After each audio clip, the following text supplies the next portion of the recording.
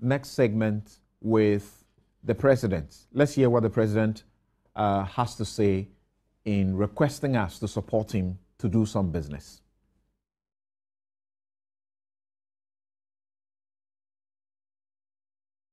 My colleague Professor Saman has always maintained that labor alone is not responsible for this high wage bill.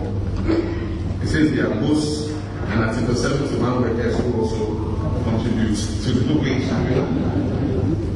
I will ask you to join us in pushing forward the constitutional reforms, in which one of the reforms is to abolish Article 71 and replace it with an independent emoluments commission. And so if Labour will be a partner with government, we should be able to move these constitutional reforms forward.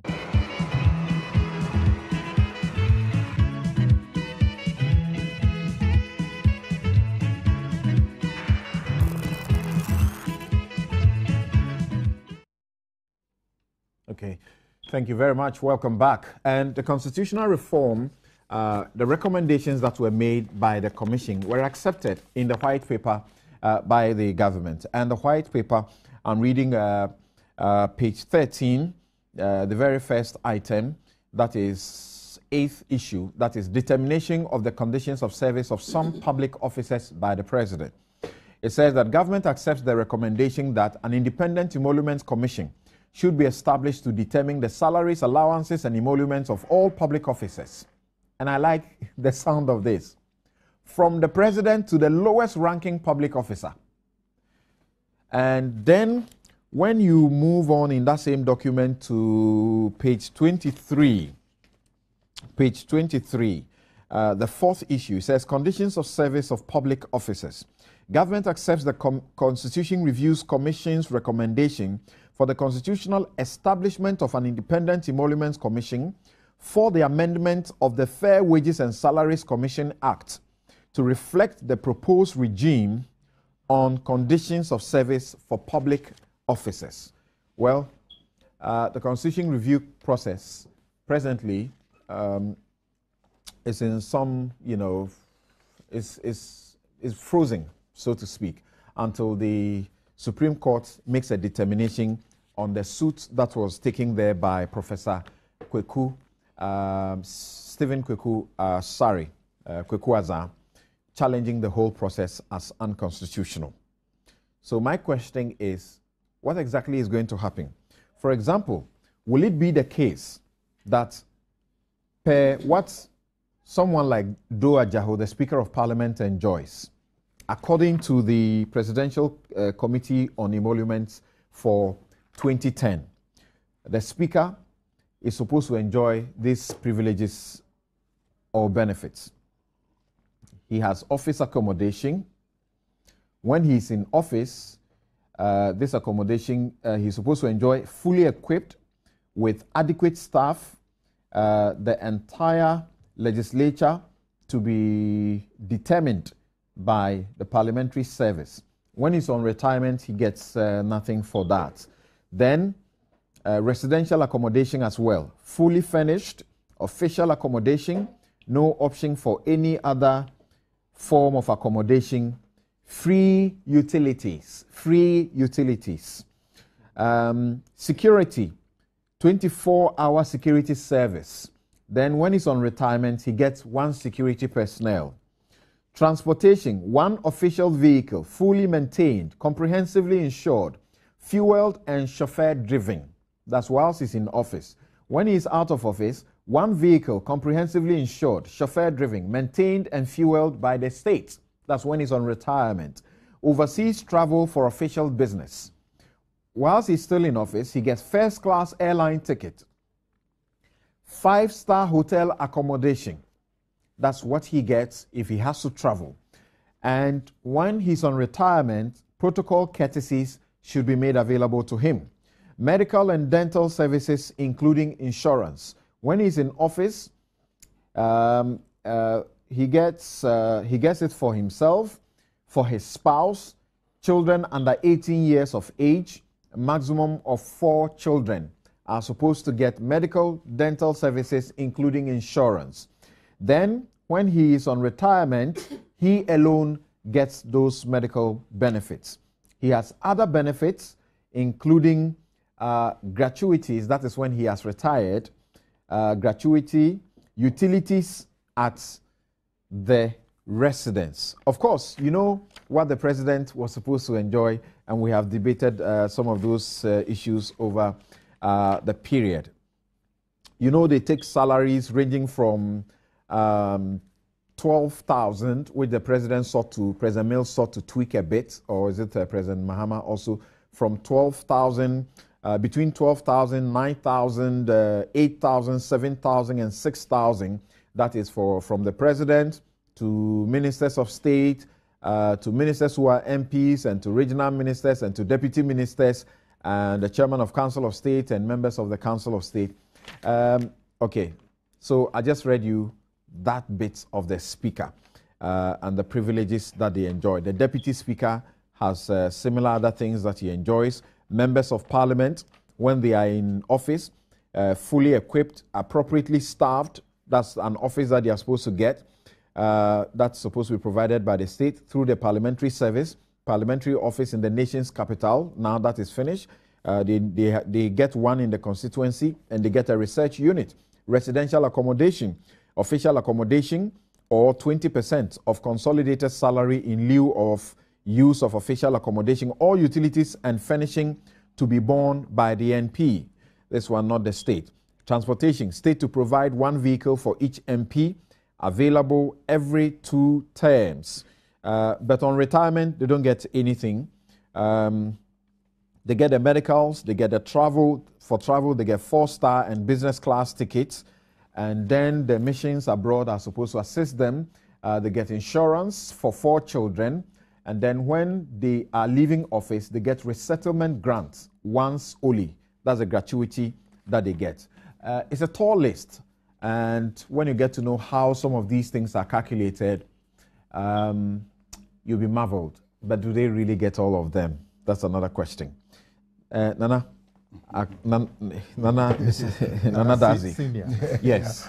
I start with you that this process, if it is successful, and what is it supposed to be? That we all get on the minimum wage? Is that what it's supposed to be? No. I think that, first of all, as you rightly said, the president was really echoing the sentiments of the Constitutional Review Commission. This is a recommendation. Right. And he probably put it that, let's have a debate on it. And there's a legitimate reason to want a debate, because it's a matter that's going to cut across the entire public service. You see, the debate that exists is about what the special officers, you can call them the Article 71 holders. Just a small point before you move on. A debate over something that, but for Professor Kwaku Asare's suit, would have gone through the process of amendment already, because this is a recommendation accepted by the white paper and which was tabled for the amendment, and the process has been stalled because there's a matter before the Supreme Court. No, I'm saying that it's a debate that has been running throughout the constitutional era, you understand? Mm. But just that the Constitutional Review Commission had made a proposal as a way forward to resolve that debate. The debate is between the public, it's within the, located in the public service. Now, what you read, quite interesting about the allowances and whatnot, you also have to read the allowances and conditions and emoluments for chief directors downwards. You find they are pretty close, to what you've read. Retirement, benefits, and all that. We seem to be looking only at what the political office holders get, you see. Now, the issue is that the quantum of public service emolument, they say it's so high, so you need to be reduced. Obviously you have to look at it. Now, some people are complaining that the Article 71 office holders are getting emoluments which they are not so clear how they are arrived at. You see, there's a need for greater transparency Okay. There's also people who think that. Let me just give you an idea of how some of it looks like for some judges, for example. Chief Director. Chief Director. They have allowances. They have what you call duty allowance, which is 30% of basic salary. Entertainment, which is supposed to be 40% of basic salary. Clothing, which is 10% of basic salary. Leave, 10% of basic salary. Transport and fuel, 70 gallons per month. Privileges and facilities, accommodation fully furnished, which is free. Chauffeur-driven car, fueled by the employee. Utilities, telephone free. Water free. Electricity free. Domestic staff, they're supposed to have. One cook, one steward, one cleaner.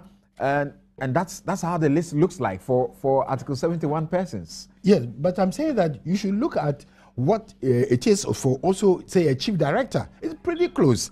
You understand? The point about it is there's been an agitation by the TUC and others, the organized labor, that there must be a rationalization of the salaries and emoluments in the public sector. Even within the public sector itself, the corporations and whatnot, what a person in Bank of Ghana, the messenger gets there, may be higher than what a public, a director in the ministry will get. So there's a need for some rationalization. That there's no two ways about that. Who does that? Currently, it's within the broader public service is the Fair Wages Committee. They are doing the rationalization. They have successfully done it for the other persons. Exactly. Yeah. But except then, the Article 71. But then there are the Article 71 office holders who are above their reach, you see. So the constitutional amendment being proposed is that the Article 71 office holders must be brought under the control, as it were, of the direction of the Fair Wages and Salaries Committee, to be called constituent an independent, emolument committee. So there's really nothing new coming from the president in this regard.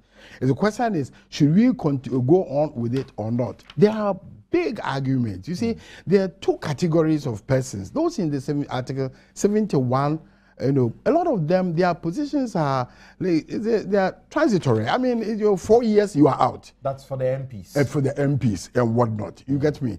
And they will take so many arguments were posed. I mean, the risk element and all that, the level of responsibility, But who determines that? Now, the Constitution says a committee of 5 appointed by the president will, come up with their report, and then on the advice of the Council of State, it will be implemented. The only thing is that the emoluments of the executive goes to Parliament, and Parliament decides on that. And that of Parliament comes to the president. Now he decides. Now the complaint is that it looks like it's a scratch my back, I scratch your back kind of situation. That's what it looks like. Yeah. Well, it looks like, but look at U.S. Congress. In U.S. Congress, it's Congress that determines its own salaries. So it's not, it's a very difficult situation. We have to give weight to what we want, or how we want to see our democracy. Whom do we want to rate at what level? It's a national debate, and I'm saying, those in the public service, the civil service, have a legitimate reason to say, well, but look at the man who just came in as a deputy minister. Look at what his specs, as opposed to maybe a director who's been in office for 20 years. You understand? But are they the same? Do we weight them at the same level? But there must be a forum for determining this. And I think that the idea of an independent emolument commission, it's actually to just say that we need an independent forum, to deal, a structured way of dealing with the problem on hand. Okay. Otherwise, just hold on briefly. Is it your understanding that this crusade is supposed to end up getting the politicians and the Article 71 holders on minimum wage? Is it your understanding? Because when I read the acceptance by the white paper, the point where it says the emolument to determine salaries and allowances or emoluments of all public officers from the president to the lowest ranking public officer. And then you read the other part where it says, to this effect, the Fair Wages and Salaries Commission's law must be changed, must be amended, you know, to be able to give full meaning to this. I don't get it. Does it mean, for example, that the electoral commissioner, those independent constitutional bodies, the electoral commissioner, whilst he's in office, he gets accommodation, he gets office space, furnished equipment, including IC. It's also, we have to find out whether he gets these in the manner that they have instated. Residential accommodation, fully furnished, office accommodation, official accommodation to be provided by the state, 20% of consolidated salary in lieu of accommodation provided by the state, security, 24-hour security service. When he retires, he has one security personnel recommended only for the electoral commissioner. And then transportation, one fully furnished, maintained, comprehensively insured vehicle, fueled and chauffeur driven. When he retires, option to purchase one duty post saloon car, medical, dental services, including insurance for office holder, for himself, for the spouse and children under 18 years of age, a maximum 4 children. And then if he retires, he gets it alone. It doesn't apply to his children. The other benefits include a risk allowance of annual consolidated salary for the year of general elections, risk allowance for the year that he conducts the election. And then when he's on retirement, gratuity calculated as per the formula, pension according to public service regulations. It goes on and on and on. Well. I'm not an expert in this area. But you see, we're talking here of wages, salaries, pension, retirement benefits. It's a complex. That's correct. Each work or job, profession, employment comes with its conditions of service. Am I right? That's so. So if somebody is being employed or being appointed to a particular position in the public service, whether in the political realm or the public service, civil service, it comes with conditions of service. I am not sure whether we are going to have a situation where this Independent Emoluments Commission will be the authority to determine the conditions of service. I think it may be done according to where you work. You may have some authorities there, that heads those areas. I'm not sure, because otherwise, you see, we should be very careful what we are doing. Because if you look at even the composition of Article 71, it's diverse. The politicals are different. When I say politicals, I'm talking of those who we have voted for or we have given political appointments to.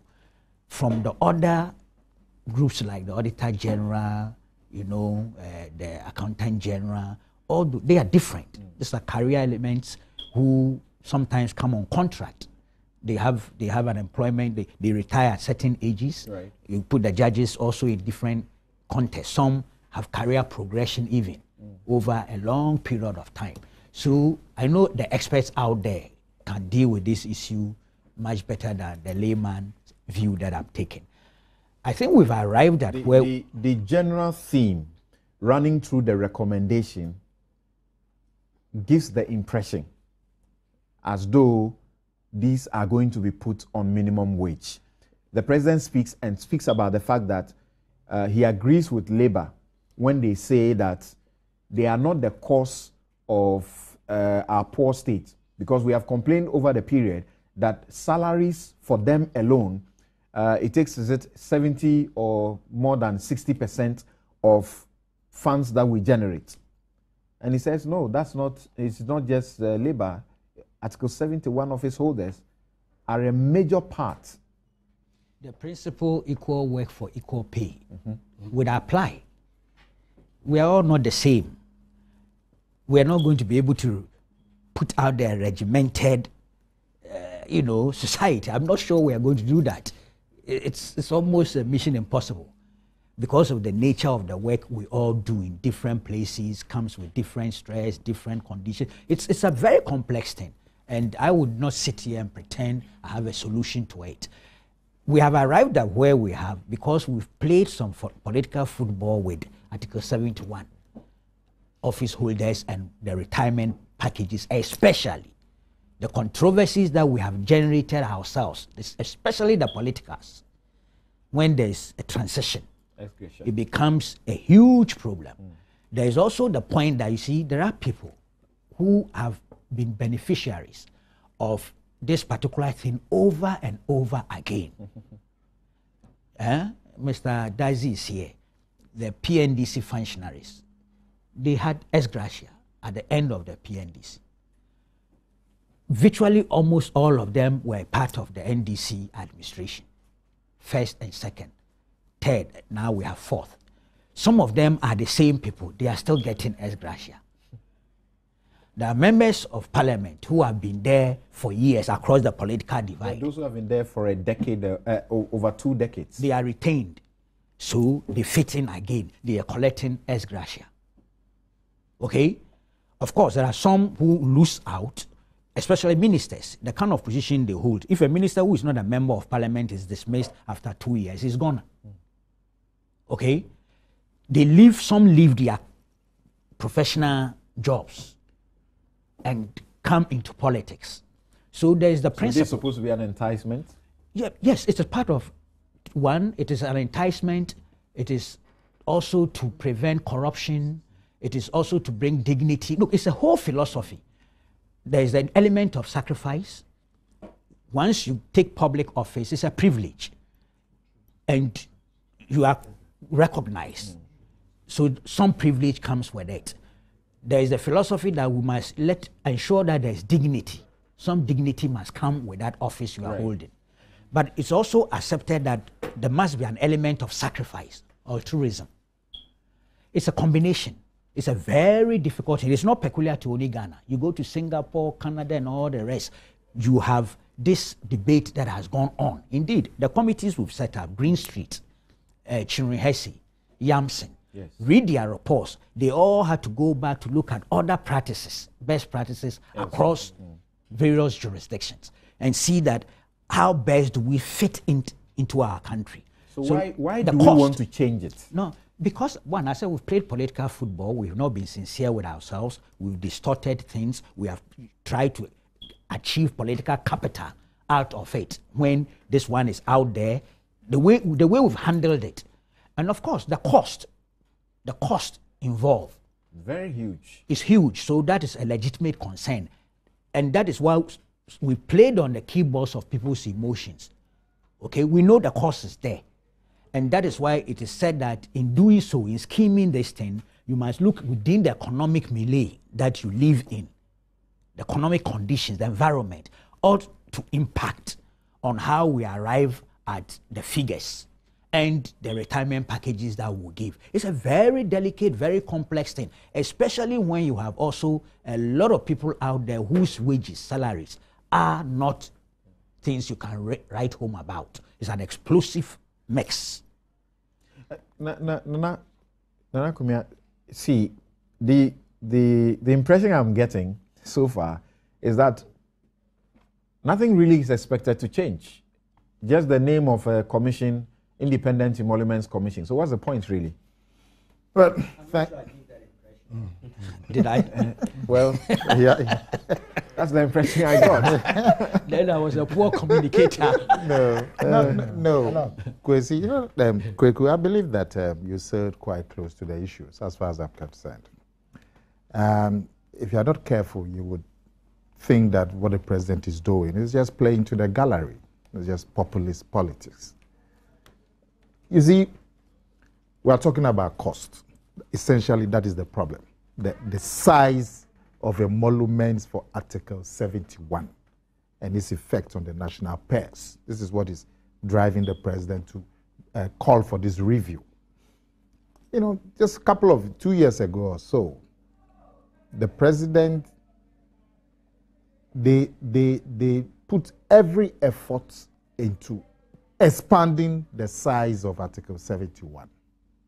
The majority of officers on Article 71 are members of parliament. We put a lot of effort to increase those numbers by 45. All these arguments were raised. The cost, each MP You must pay them a take-home of about 5,000 cedis every month. You must give them, find $60,000 as car loan.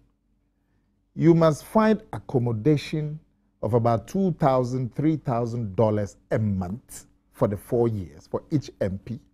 And then you must pay them ex gratia of about 4 months times the number of years for each of those 45 additional MPs. All of these arguments were raised. They said, oh, it wasn't an issue. It wasn't an issue. And they went ahead and forced the 45 new constituencies down the throats of Ghanaians. You're saying the president should not be here to be campaigning, to be crusading? No, like because 2 years ago, you brought all the powers you have to increase the size. The president, his crusade. He's the one championing it now. And I'm saying that I'm looking at his record, that you have contributed immensely to the cost of Article 71. So now if you are calling for a review, we must look at your own record. Now, coming back to the issue, if you are not careful, you say the president has just been populist. What does Article 71 talk about? It says that the emoluments, the president will appoint a committee of 5 people. The committee will determine the emoluments for the president. They would also determine the emoluments for the parliament and then the other officers, Chief Justice and so on. Right. Then it says that when the committee, which is appointed by the president, when they've made these determinations for the presidents, ministers, MPs, and all of that, that of the presidency, the executive, will have to go to parliament for parliament to look at it and approve. And that of the legislature and the other ones will go to the executive for approval. So, 1, the president appoints the committee.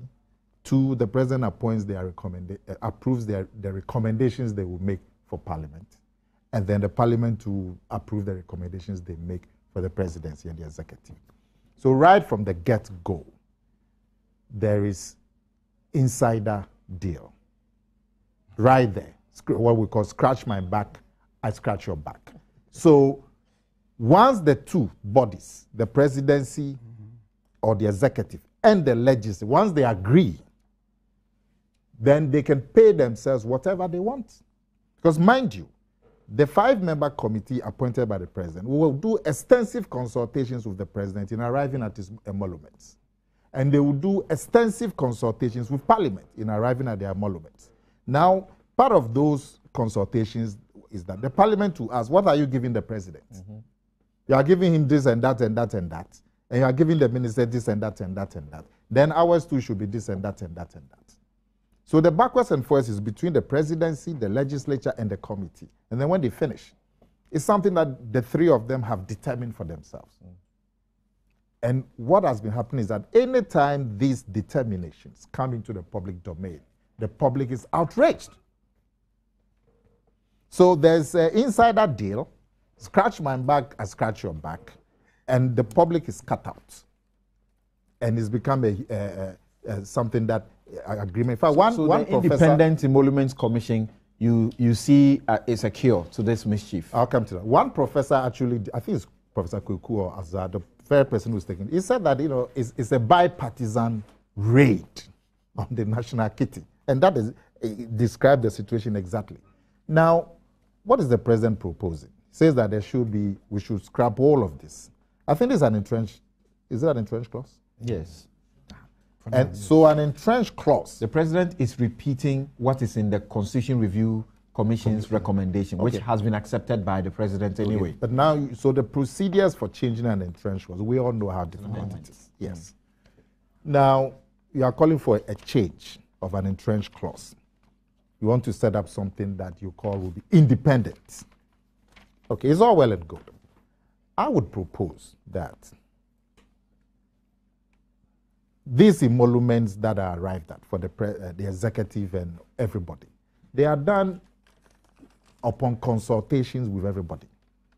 So the people who are consulted, the parliamentary leadership, the parliamentarians, the executive led by the president, they themselves, the first check on assessors is they themselves, their own sense of propriety and the economic milieu in which we are operating.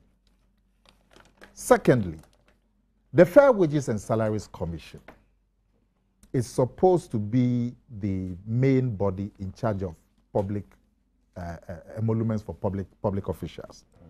And they are seized with doing their work looking at what we call the relativities. What is the messenger getting? What is the secretary getting? What is the director getting? What is the assistant director getting? What is this person? And relate them according to a formula. So there's equity across board.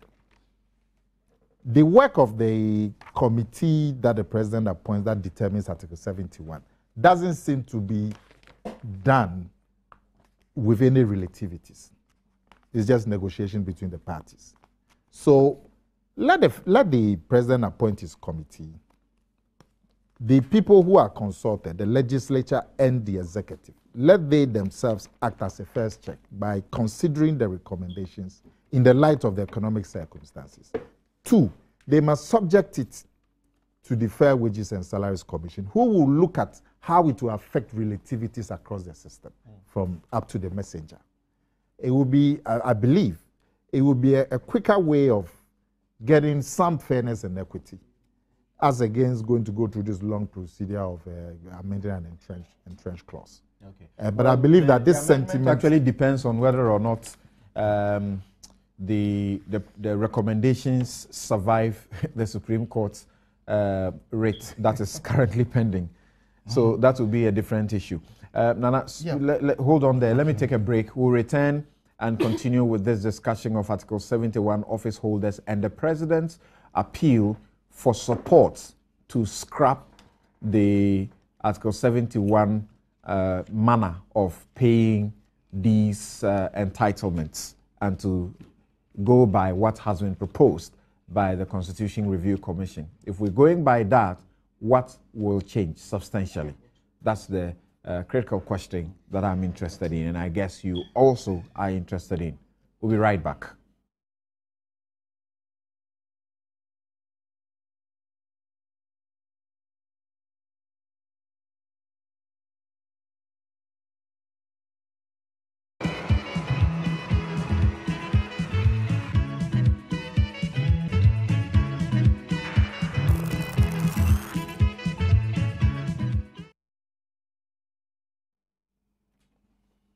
You're welcome back. This Newsfile, your most authoritative news analysis show, is brought to you by the kind sponsorship of Bank of Africa, strong as a group and close as a partner. MTN, welcome to the new world. Sapso Spray, fresh and powerful. Star Assurance, creating smiles since 1985, celebrating 30 years of solid partnership. Lipton Tea, the #1 tea brand, and Yum Vita, delicious way to grow.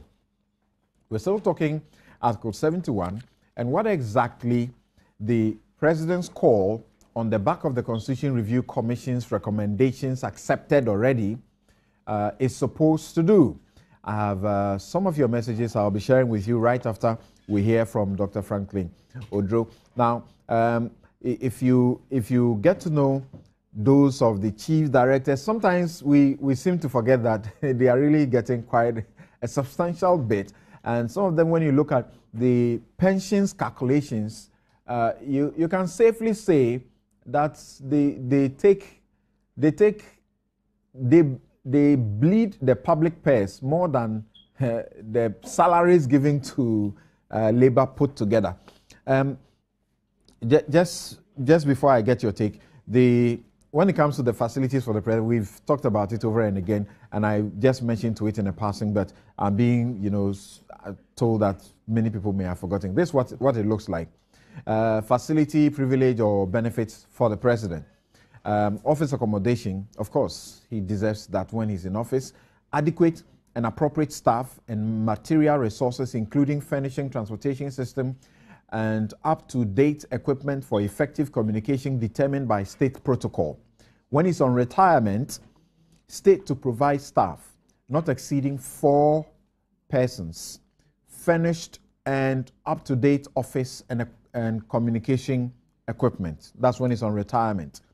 Residential accommodation, state to provide in the capital city with adequate staff, furnishing, and other resources no option for the president to stay anywhere else. Presidential lodges in other parts of the country, for tour of the country and for working retreats. Free utilities. When he's on retirement, he gets 40% of his salary to be paid monthly. Staff support consisting of a cook, steward, and gardener. Security.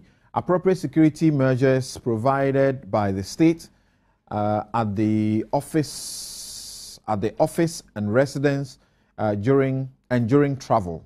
When he's on retirement, he gets 2 security men to be chosen by himself when he's on retirement as ex-president, out of a list to be provided. 2 vehicles for the security. Transportation, adequate transportation, appropriate fleet of vehicles to be fully maintained, comprehensively insured, fueled, and chauffeur driven. When he's on retirement, he gets 2 vehicles, chauffeur driven, maintained and comprehensively insured by the state, changed every 4 years for life. For as long as the ex-president lives, he gets the vehicles in this manner, and they will be changed every 4 years. Overseas official travel, first-class airline ticket, 5-star hotel accommodation. When he's on retirement, privilege of fully paid for overseas travel with spouse and security personnel, trip not to exceed 2 weeks in 1 year. Medical and dental services, including insurance, for the president, his spouse, and children under 18 years of age. When he's on retirement, for him and his spouse only.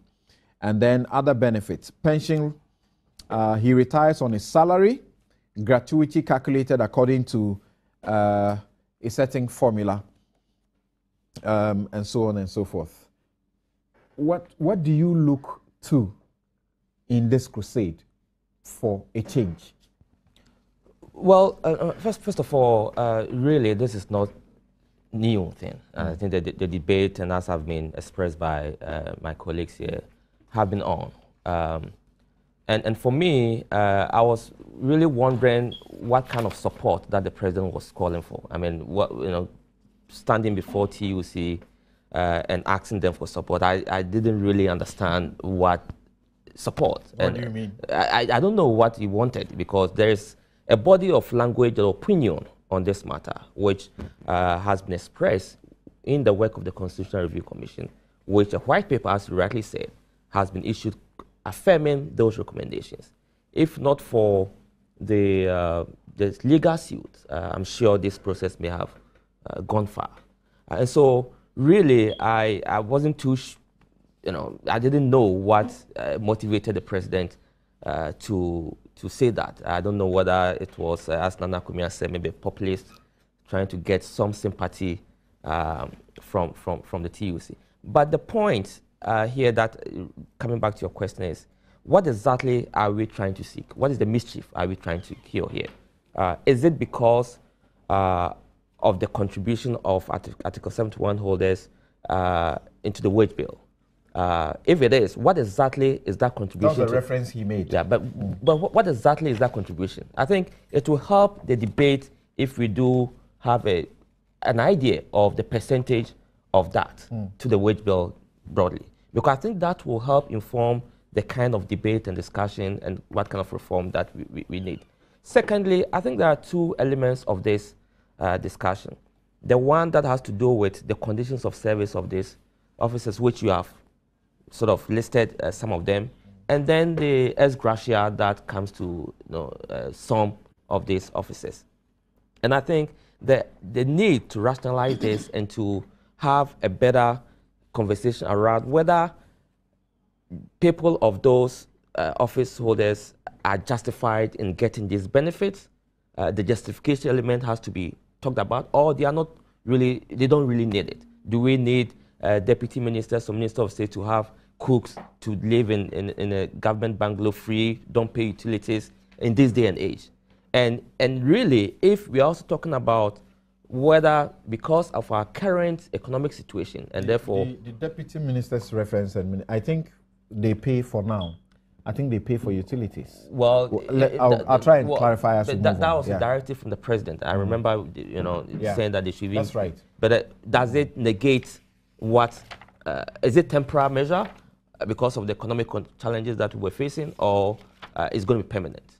And I think we also need to ask the question that if it's about the wage bill and it's about the current economic challenges that we face, does it mean that at some point that we have a lot of revenues, the country is making a lot of money, then we can pay these people better? So my question for me really is the justification argument. And I think Kweku was trying to make that point when he was trying to say there are different levels or gradations in terms of how people are compensated based on where they find themselves. And so, yes, it's important for that transition to be made in terms of removing the element of I scratch my back, I scratch your back, to be given to a fair wages and salary commission or an independent body that can determine the conditions of service of these holders. But in doing so, we need to do that at the broad level to include all public sector workers so that people feel that they are really compensated well in working for the state. And therefore, and some of these things can contribute to performance in the country in terms of work productivity. But also, we also need to look at other elements that also bring to some expenditure, controlling corruption, controlling leakages in our public services. We need to find a way to ensure value for money for this country. Okay. Now, when I get some of these messages out and I'm back, briefly, I'll ask Nana to comment on this. Nana Todazi. Really, what the president also sought to do, can it not be situated, take it away from seeking to do, politics and populists just to get sympathy? Can it also not be the case that we know that the review process may suffer a blow? If that doesn't work, is that the end of it, that we cannot have the desired change that we seek because the Constitution Review Commission's report cannot be implemented? So is it not okay for a president to seek to push for other ways to do that rather than only through the Constitution Review process? Now, you were just mentioning that of ministers. Ministers and their deputy ministers. It says that the facilities, when they are in office, of course, office accommodation, appropriately staffed and equipped according to the needs of the ministry.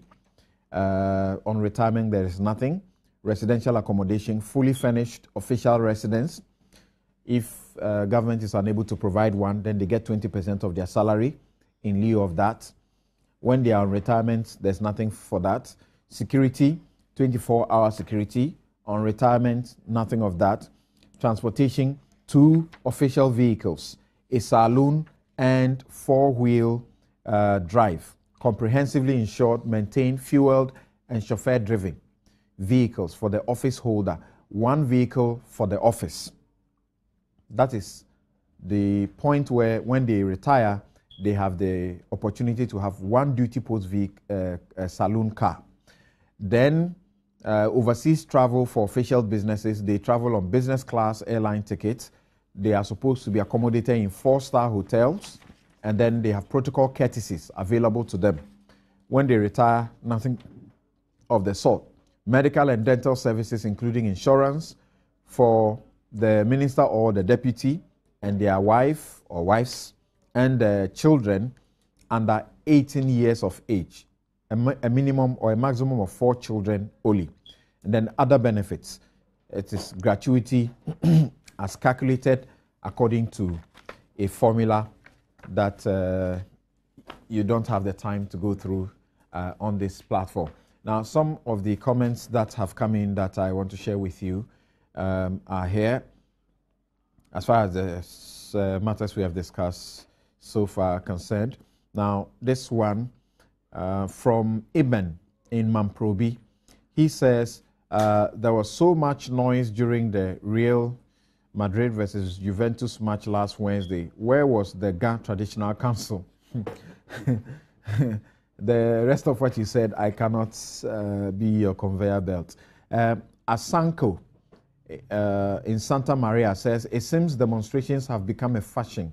So everybody gets up and joins, irrespective of whether it makes sense or not. After the demo, what next? Then you have Farouk in Tamale says, the celebrities should give us a break. They should rather concentrate on how to grow the music industry and stop the mischief. So you support the Power Minister's comments. Stephen in Bolga says, Jones has contributed a lot to Ghana football and needs to be honored. The issue of state burial, however, will soon lose its value if criteria is not checked. Then you didn't identify yourself. You say, is the Power Minister saying that the President is wasting our resources by appointing a Minister for Arts, Culture, and Tourism? Mr. President, please appoint me.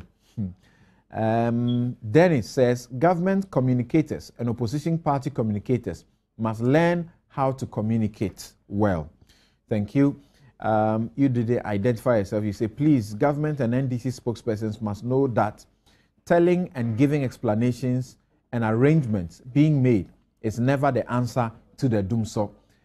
Maybe you want to go with Van Vicker, who says it is the results and not the efforts that we want to know about. This one from Abdallah in Tumu says the artists use electricity in doing their music and films. They lose money every day. NDC, we are watching you.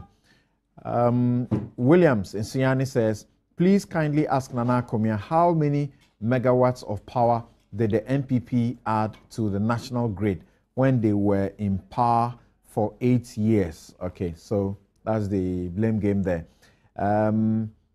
This one says, since when did the UP tradition come to realize that electric power is good for the country upon all what they have done to Nkrumah when he started building Akosombo Dam?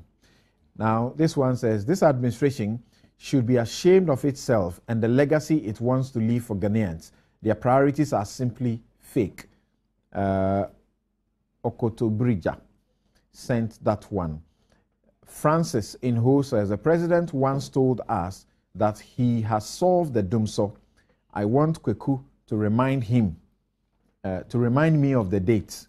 Nana, please add this to the doomsday records. Seth in La Paz says, if the Ghana Traditional Council feels the vigil will disturb the gods, they should ban generator usage.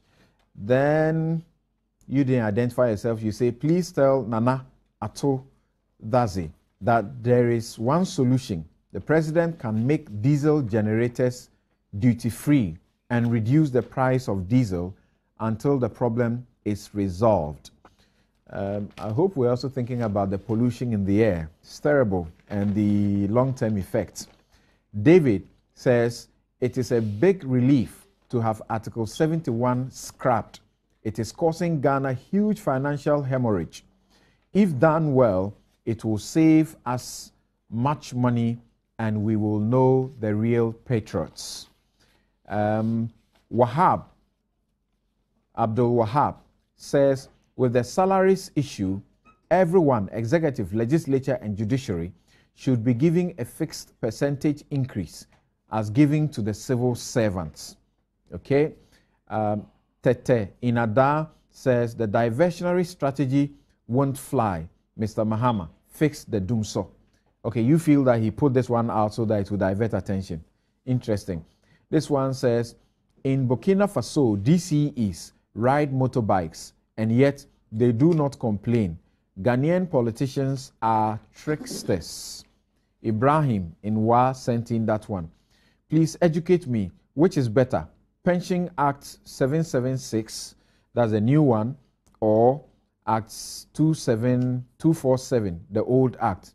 J.K. Dosu Mampong Ekwapim.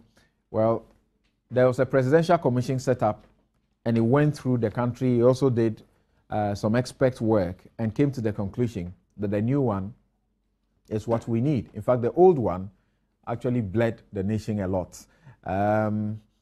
This one says, for the first time in a long while, I think I support the president's call on the TUC to help do something about the conditions of service of Article 71 holders. From the conditions of service you just read, it means that single spine is not the cause of our woes. This is from Agbe in Ho. You wanted to say Ho and you wrote W-O, or there's a place called Wo. Okay, thank you for that message. Now, Nana, my question really that I was asking that, given that the constitution review process may or may not, survive the Supreme Court's gavel, is it wrong for the president to be leading a campaign in this direction? No, I think that, thank you. I think that the president obviously was just simply telling the organized labor that, hey, I'm with you in this argument, that we should review, the process of our awarding or rewarding public officers. Right. That he is locating himself in their mission. And so together, let us find a common, approach to this. I think obviously there's no approach if a process to amend the constitution is not successful. Well, it's an entrenched clause. Yes. No, I've just checked. I just checked. I think that it's not entrenched. Okay. So really, there's a way to deal with it, even though there are some real difficulties with that. One, what about the persons who are currently enjoying those emoluments? Any new proposition that comes cannot affect them. I mean, the judges and whatnot, they are there. The Constitution protects it. You cannot lower their salaries or their pecs for now. So it will mean that those positions will be held special to them. You have to take on the new MPs who will come and all that. That is one. And then secondly, what you just spoke about is accrued rights. Yes, accrued rights. Right. Obviously, so that anytime it is done, it doesn't affect you retrospectively. The past. Okay. But it means that the savings will be in the future, not for now. Then secondly, I think that it is also important to understand that, you see, this Fair Wages Commission, Salary Commission, it didn't come from the skies. There's been a Wages and Salary Committee, which has been in existence all these years. At a point, there was a Sodoi commission that reviews salaries, I think, in the 60s, and all that, ran into plenty of trouble. Now, this commission, currently, just as it were, took over from the work of the existing Salary and Wages Commission. And they actually proposes the conditions of service for the Article 71. We see that Article 71 does not stand on its own. Article 71 is the apex level that settles the public service salary range, ladder. You get me? I keep saying that because there is this instability at the political leadership, involving ministers and whatnot, and the fact that our constitutional, governance has been destabilized for pretty some time. The salary and wages or emoluments of ministers and whatnot has been unstable. Now, Article 71 seeks to complete the ladder for the public service wages. That's why I'm saying that I find it very difficult when people just take Article 71, away from the public service ladder. Because there are some organizations, look, today if you ask somebody, which organization do you want to work for? We all know. We say, I want to go to, I don't know, I barely don't want to mention, but you understand. We've got to move on here. Yes, Thank okay. You. So it means that there's something wrong. Why is it that we are all in the public service, but people are making clear choices? Also, I want to go to this organization or that, and not the main civil service. It means that there's something wrong. So the relativities will have to be looked at again, and there must be some rationalization on salaries. But for sure, one thing I would say is that for sure, I think that it is important to look at some of the perks being enjoyed by the Article 71, holders. There are some we should find a way of dealing with them, either cut them down, or convert them into cash, where you have to, All right, thank you very much. Thank you very much. Now let's move on to the appointments to the Supreme Court, and we have about some less than 30 minutes to deal with that issue. You certainly are aware, Justice Yao Apau. Yes. This question about what the NPP did, and there's one or two of them were talking about it. What you added to the national grid. Yes. Let me just, for the records, just read. This is an extract of the 2009 budget statement read in Parliament by Mr. Dufo, the then Finance Minister. And this is what he talked about, what they came to meet as far as generation is concerned. It says that performance in 2008, that's from paragraph 405. Madam Speaker, as part of measures to address the power crisis in 2006 and 7, which lasted about a year, government supported the expansion of power generating capacity. This includes 126 megawatt emergency power plants and 80 megawatt power plant by the consortium of mining companies. Madam Speaker, the number of power projects initiated in the medium term and fully funded by government and VNRE included 126 megawatt Tema power project at TTIP, 49.5 megawatt at TT2, Tema 2, procurement of gas turbine generators, and a balance of plant for the 230 megawatt boom. Madam Speaker, additionally, as part of measures to resolve the crisis, the Ministry on behalf of government signed a power purchase agreement and a lease agreement with Balkan Energy to refurbish, commission, and operate the 125 megawatt Osagifo batch. It also then will talk about the Bui Dam and all of that. Talk about the surveys, completed geological surveys, and so on. This is in the budget, read by the Minister of Finance. But in addition, let's also remember that the Energy Saver Bulb program, where all the onion bombs were replaced with energy saving bulbs, saved the country 150 megawatts in 2006. Also, the Akosobo Dam was retrofitted and added another 120 megawatts in 2001. And also Asogli. And even the biggest of all, the discovery of oil, which now makes it possible for us to have gas. So when these people discovery are of oil is the addition to the national grid that the NPP did. Because that's what makes it possible for us to have gas at all. Okay, thank you very much. Okay, so as